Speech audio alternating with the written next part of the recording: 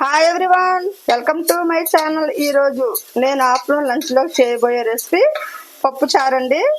చూసారా, కందిపప్పు చారు చేస్తున్నానండి. నేనైతే ముందుగా కందిపప్పు ఒక 1/2 కిలో తీసుకొని, మనకి ఎంత క్వాంటిటీ కావాలంటే అంత తీసుకోవచ్చండి. నేనైతే ఒక 1/2 కిలో తీసుకున్నానండి. ఇలా లైట్గా దోరగా వేయించుకోవాలండి ఈ కందిపప్పు అయితేనే మనకి అప్పుడు పప్పుచారు అయితే చాలా టేస్టీగా చాలా అంటే చాలా బాగుంటుందండి.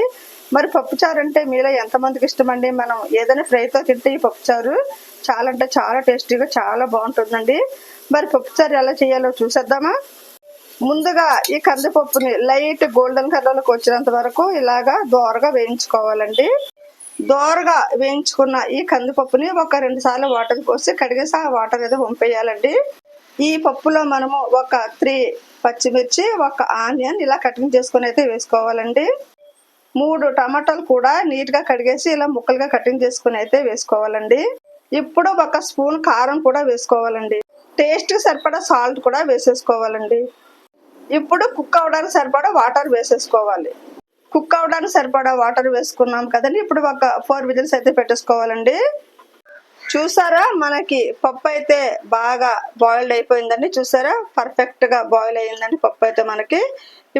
ఇప్పుడు ఇలా మెత్తగా మ్యాష్ చేసుకోవాలండి. ఇలా మెత్తగా మ్యాష్ చేసుకుంటే బాగుంటుందండి పప్పు చారు. ఈ పప్పును మనము ఇలా మెత్తగా మ్యాష్ చేసుకోవాలండి. చూసారా ఎంత మెత్తగా మ్యాష్ అయిందో పప్పు మనకి. ఇలా మెత్తగా మ్యాష్ అవ్వాలండి. ఇలా మెత్తగా మ్యాష్ అయిన ఈ పప్పులోని చింతపండు రసం వేసుకోవాలండి. చింతపండు రసం వేసుకుంటే కొంచెం పులుపు మనకి ఎంత కావాలో అంత చింతపండు రసం వేసుకుంటే పప్పుచారు చాలా టేస్టీగా చాలా అంటే చాలా బాగుంటుందండి. వంకాయ ముక్కలు, బెండకాయ ముక్కలు, ఇంకా వెజిటేబుల్స్ ఇంకా ఏవైనా వేసుకోవచ్చండి. మరి నేనైతే ఏమి వేయటం లేదండి. నేను అవన్నీ అయితే నేను సాంబార్లో అయితే వేస్తానండి. సింపుల్ ప్రాసెస్తో పప్పుచారు అయితే చేసేస్తున్నానండి. ఇలా మనము చింతపండు ముందుగా నానబెట్టుకొని మనకి ఎంత పులుపు కావాలో అంత చింతపండు అయితే వేసుకోవాలండి. చింతపండు రసం వేసుకుంటే మనకి పప్పుచారు చాలా టేస్టీగా చాలా బాగుంటుందండి. పులుపు ఎక్కువ కాకుండా తక్కువ కాకుండా మనకి కావాల్సిన అంత పులుపు అయితే వేసుకోవాలండి. ఒక స్పూను సాంబార్ పౌడర్ వేసుకోవాలండి. టేస్ట్ అయితే చాలా బాగుంటుందండి. ఈ సాంబార్ పౌడర్ మనం సాంబార్కే కదండి పప్పుచారు కూడా వేసుకోవచ్చండి. ఇది ఈ సాంబార్ పౌడర్ పప్పుకు సంబంధించినదండి. సాంబార్ పౌడర్ కూడా వేసేద్దామండి. ఇలా ఒకసారి ఇలా బాగా కలుపుకొని బాగా మరిగించుకోవాలండి. చూసారా, మనకి పప్పుచారు అయితే బాగా మరిగిందండి. ఇలా బాగా మరిగిన తర్వాత ఇప్పుడు మనము ఈ పప్పుచారుని అయితే పోపు వేసుకోవాలండి. పప్పుచారు పోపు కోసం వెల్లుల్లి, ఎండుమిర్చి, కరివేపాకు, కొంచెం జీరా, కొంచెం మినపప్పు, కొంచెం ఆవాలు, కొంచెం పచ్చిశనగపప్పు, ఈ ఇంగ్రీడియంట్స్ అన్ని కలిసి ఒక ప్లేట్లో వేసుకోవాలండి. మనకి పప్పుచారు పోపు కానివ్వండి, చారు పోపు కానివ్వండి, టమాటా చారు పోపు కానివ్వండి, దేనికైనా సరే కంపల్సరిగా ఉండాల్సిన ఐటమ్ అయితే కరివేపాకు అండి. ఇలా ఫ్రెష్ కరివేపాకు అయితే కంపల్సరిగా వేసుకోవాలండి. మెయిన్ పాత్రధారి మనకి వంటలు ఈ కరివేపాకేనండి. మంచి స్మెల్ రావాలి, గుమ్మగుమ్మలాడేయాలంటే పచ్చి కరివేపాకు కంపల్సరిగా వేసుకోవాలండి. టేస్ట్ అయితే చాలా అంటే చాలా బాగుంటుందండి.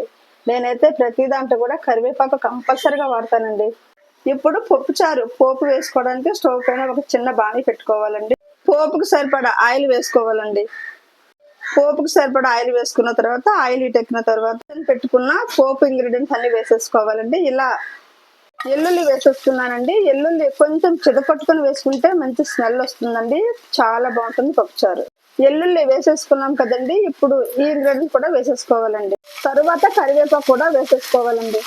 ఇలా ఈ ఇంగ్రీడియంట్స్ కొంచెం ఫ్రై అయిన తర్వాత ఎండుమిర్చి కూడా వేసుకోవాలండి. పోపు ఇలా బాగా ఫ్రై చేసుకోవాలండి. మనకి మంచి స్మెల్ రావాలంటే పోపు ఇలా బాగా ఫ్రై అవ్వాలండి. చూసారా ఎంత పర్ఫెక్ట్ గా ఫ్రై అయిందో పోపు. పోపు రెడీ అయిపోయింది కదండి. ఇప్పుడు మనం ఈ పప్పులో వేసేసుకోవాలండి.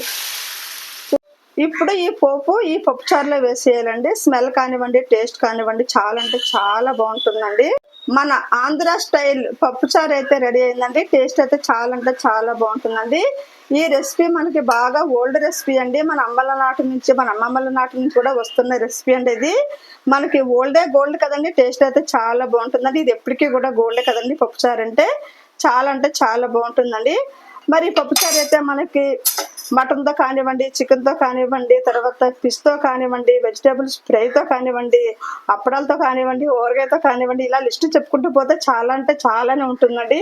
మరి మనకి దేనితోనైనా సరే కాంబినేషన్గా మనకి ఈ పప్పుచారు అయితే చాలా అంటే చాలా బాగుంటుందండి. ట్రై చేయండి. మరి ఈ పప్పుచారుతో పాటు కాంబినేషన్గా నేనైతే ఫిష్ ఫ్రై చేస్తున్నానండి.